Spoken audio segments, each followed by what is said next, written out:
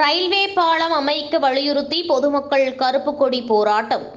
கோவை மாவட்டம் ஒண்டிப்புதூர், சூர்யா நகர் உள்ளிட்ட பகுதியில் 1000க்கும் மேற்பட்ட குடும்பங்கள் வசித்து வருகின்றனர். இந்த பகுதியில் கடவு எண் 3இல் ரயில்வே கேட் அமைந்துள்ளது. இந்த ரயில்வே கேட் பாதையை சிவலிங்கபுரம், சக்தி நகர் உள்ளிட்ட பகுதிகளை மக்கள் பயன்படுத்தி வருகின்றனர்.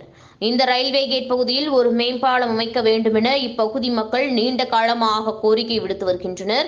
10 ஆண்டு காலமாக இந்த கோரிக்கையில் இருந்து வரும் நிலையில் இந்த பகுதியில் மேம்பாலம் அமைக்கப்படும் என அரசின் தரப்பில் முதலில் தெரிவிக்கப்பட்டிருந்தது.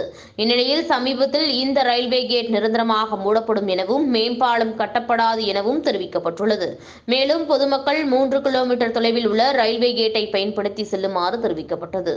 இந்நிலையில் ரயில்வே கேட்டை நிரந்தரமாக மூட ரயில்வே நிர்வாகம் முடிவு செய்துள்ளதை கண்டித்தும் இப்பகுதியில் மேம்பாலம் அமைக்க வேண்டும் என வலியுறுத்தியும் இன்று சூர்யா நகர் பகுதி மக்கள் 500க்கும் மேற்பட்டோர் கைகளில் கருப்பு கொடியுடன் திரண்டு சூர்யா நகர் பகுதியில் உள்ள தெருக்களில் ஊர்வலமாக சென்றனர்.